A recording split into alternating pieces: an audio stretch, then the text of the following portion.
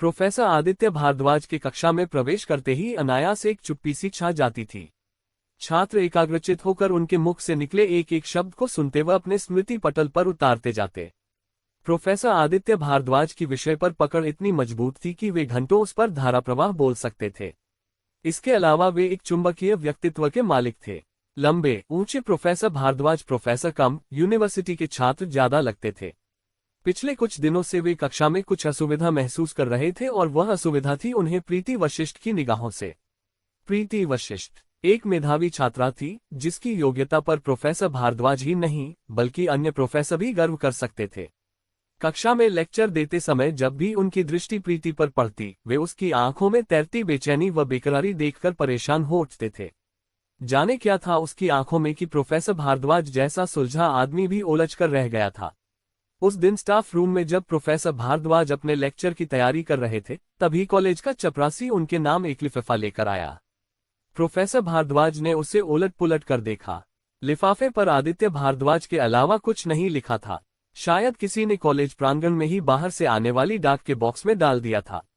Professor Bhardwaj ने लिफाफा खोलकर उसमें से एक पत्र निकाला और पढ़ने लगे। प्रोफेसर साहब, मैं अपने दिल का हाल आपको किन शब्दों में बयान करूं। सोते जागते हमेशा आपका ही ख्याल रहता है। मैं आपसे बहुत प्यार करती हूँ। शायद आप भी मुझे प्रेम करते हैं, तभी तो आप कक्षा में सदा मेरी सहायता करते हैं। मेरे पत्र का उत्तर अवश्य दीजिएगा। यदि आप मुझे ना मिले तो मैं अपनी जान दे दूंगी। आपकी प्रीति वशिष्ठ। पत्र पढ़ते ही प्रोफेसर भारद्वाज की आंखों में क्रोध उतर आया। ना जाने आजकल के छात्र प्रेम के बल पर ही जिंदगी पार करने के स्वप्न क्यों देखने लगते हैं। प्रेम का यह उन्माद अमर बेल की तरह उनके जीवन वृक्ष पर लिपट कर उन्हें खोखला कर देता है। और ये लड़की प्रीति कितनी होनहार व मेधावी छात्रा है।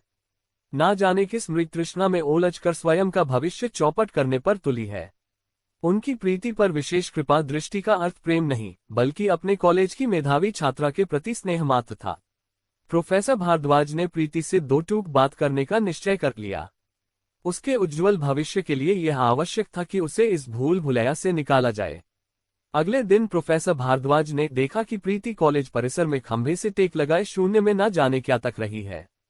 उसकी मुख मुद्रा व उस पर छाए भाव देखकर उनका संपूर्ण रोष क्षण भर में उड़नछू हो गया।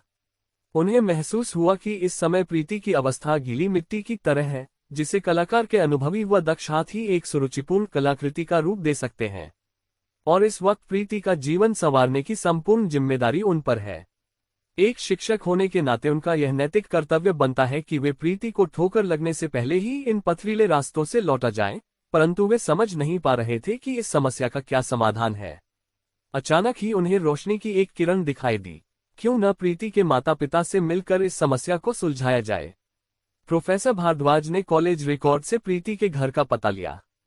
पिता के नाम के आगे दिवंगत शब्द देखकर उन्हें एक धक्का सा लगा। उन्हें प्रीति का अपने प्रति लगाव का कारण एकदम से समझ आ गया। पितृत्वहीन प्रीति का अपने अध्यापक के प्रति प्रेम विपरीत लिंग के प्रति आकर्षण मात्र था। प्रीति के घर पहुंचकर कॉलबेल बजाने पर दरवाजा खोला एक संभ्रात महिला ने। अवश्य ही ये प्रीति की मम्मी होंगी, प्रोफेसर भारद्वाज ने सोचा। जी कहिए, मैं प्रोफेसर आदित्य भारद्वाज प्रीति के कॉलेज से आया हूँ। आइए आइए प्रोफेसर साहब, अंदर आइए। प्रीति तो अक्सर आपका जिक्र करती रहती है। और बताए कैसे आना हुआ। प्रीति तो इस समय घर पर नहीं है। जी, मैं विशेष रूप से आपसे ही मिलने आया हूँ, प्रोफेसर भारद्वाज ने कहा। मुझसे? हाँ हाँ, कहिए क्या काम है, कमला वशिष्ठ ने कहा। उचित अवसर पाकर प्रोफेसर भारद्वाज ने प्रीति की मम्मी को सारी बातें बता दी। सुनते सुनते प्रीति की मम्मी के चेहरे पर एक एक करके कई रंगा कर गुजर गए। प्रोफेसर भारद्वाज ने जब उन्हें वह पत्र दिखाया जो प्रीति ने उन्हें भेजा था तो वे पढ़कर आग बबूला हो गईं। इस लड़की ने तो जैसे शर्म बेच ही खाई है। आने दो, आज इसको सीधा करती हूँ। उनकी तीखी प्रतिक्रिया पर प्रोफेसर भारद्वाज शांत स्वर में बोले, देखिए मैडम, आप इतनी उत्तेजित ना हो। इस समस्या का समाधान यह नहीं है। डांट डपट कर आप ऊपरी तौर पर अपनी बात मनवा सकती हैं, परंतु उसका हृदय परिवर्तन नहीं कर सकती। आजकल के छात्रों पर सिनेमा का इतना अधिक प्रभाव है कि नवयुवतियां फिल्म के हीरो को देखकर अपने हृदय में उसे एक आदर्श के रूप में स्थापित कर लेती हैं। फिर उसी को अपने आसपास तलाशती हैं। वह तलाश कभी भाई तो कभी पिता के रूप में पूरी होती है। वो उनकी तलाश को एक मर्यादित रूप मिल जाता है। प्रीति के केस में घर में किसी पुरुष प्राणी के न होने के कारण उसने अपने हृदय के उस आदर्श पुरुष को मुझमें ढूंढने का प्रयत्न किया, क्योंकि स्कूल से निकलने के बाद कॉलेज में उसका एकमात्र पुरुष शिक्षक मैं था। अब यह आवश्यक है कि मैं स्वयं ही उसकी नजरों में अपनी छवि धूमिल करूं व उसे यह विश्वास दिलाऊं कि मैं यानी प्रोफेसर भारद्वाज उसका आदर्श पुरुष नहीं हूं, और इस कार्य के लिए मुझे आपके सहयोग की आवश्यकता है।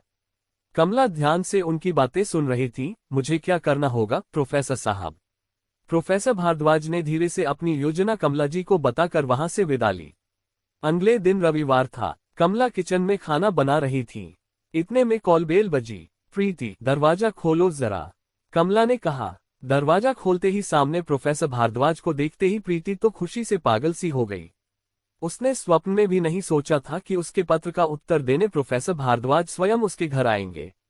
अंदर आने को नहीं कहोगी प्रीति? जी सर, अंदर आइए ना।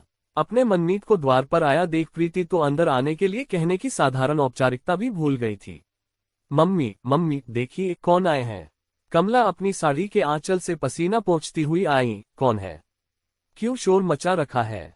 मम्मी आप भी बस घर में जरा ढंग के कपड़े पहनकर नहीं रह सकती। प्रोफेसर भारद्वाज आए हैं। कमला ने आकर उन्हें नमस्कार किया व चाय लेने अंदर चली गई। तीनों ने साथ बैठकर चाय पी। प्रोफेसर भारद्वाज ने एक पैर सोफे पर रखा व चाय कप में से प्लेट में उड़ेली और सुलग सुलग कर पीने लगे। ये देखकर प्रीति का मन अजीब सी वितृष्णा से भर गया। भाई, अपने को तो चाय पीने का ऐसे ही मजा आता है। प्रीति 44 को अपलक अपनी ओर ताकते हुए देखकर वे बोले। फिर चम्मच को छोड़कर नमकीन की प्लेट से हाथ से नमकीन लेते हुए बोले, आजकल की युवा पीढ़ी को जाने क्या होता जा रहा है। मैं गांधीनगर से गुजर रहा था तो कुछ युवक एक लड़की को अगवा करके ले गए। लड़की खूब चीख चिल्ला रही थी। भरे बाजार में कुछ गुंडों ने लड़की का अपहरण कर लिया और किसी ने कुछ नहीं कहा। प्रीति उत्तेजित होते हुए बोली, भाई आजकल जमाना नहीं है किसी के फटे में टांग अड़ाने का। मैं तो चुपचाप वहां से खिसक लिया। और फिर आजकल की लड़कियां कौन सी दूध की धुली होती हैं, खुद ही लड़कों को बढ़ावा देती हैं। ऐसी लड़कियों का यही हश्र होता है। प्रीति उनका व्यवहार व बातचीत की शैली देखकर सनसी रह गई। कहाँ प्रोफेसर भारद्वाज का कक्षा का वो सुसंस्कृत रूप व परिष्कृत वाणी, और कहाँ अभीलता की हदों को पार करती ये बातें। इतना छिछलापन है इनकी बातों में। नारी जाति के सम्मान पर घंटों धारा प्रवाह बोलने वाले प्रोफेसर भारद्वाज नारी जाति के प्रति इतने ओछे विचार रखते हैं। प्रीति, प्रोफेसर साहब को अपना घर तो दिखाओ। माँ की आवाज ने प्रीति को झंझावात से निकाला। प्रीति प्रोफेसर भारद्वाज को अपना घर दिखाने लगी। तभी अचानक बिजली गुल हो गई। दरवाजे खिड़कियों पर पर्दे होने की वजह से घर में अंधेरा सा छा गया। अब तो प्रोफेसर भारद्वाज बच्चों की तरह चिल्लाने लगे, अरे यह अंधेरा क्यों हो गया? जल्दी रोशनी करो भाई, मुझे तो अंधेरे से बहुत डर लगता है।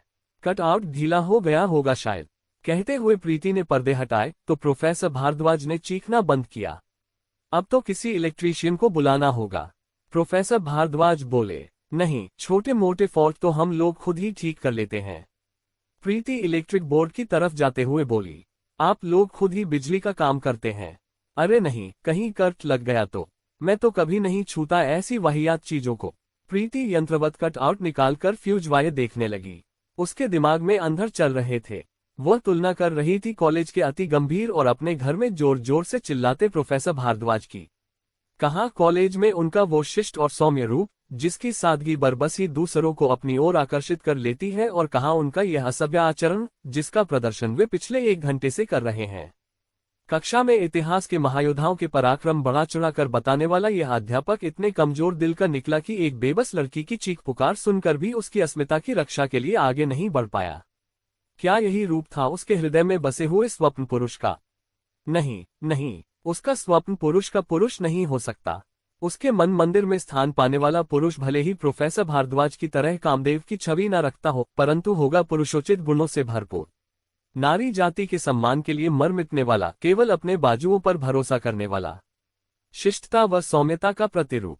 तभी मम्मी ने आकर उसके विचारों की श्रृंखला को छिन्न भिन्न कर दिया व धीरे से बोली, प्रीति, प्रोफेसर साहब जाने के लिए कह रहे हैं। क्या उन्हें खाने के लिए रोक लूं? नहीं मम्मी, जाने दीजिए उन्हें। बहुत ही बोर इंसान है वो। जाने कैसे लोग दोहरा चरित्र रखकर जी लेते हैं। कितनी बनावट होती है ऐसे लोगों के व्यवहार में। बड़बड़ाती हुई प्रीति अपने स्टडी रूम की ओर बढ़ गई। प्रीति का मोहभंग होते देख कमला ने चैन की सांस ली व उनके पीछे खड़े प्रोफेसर भारद्वाज के मुख पर संतुष्टि से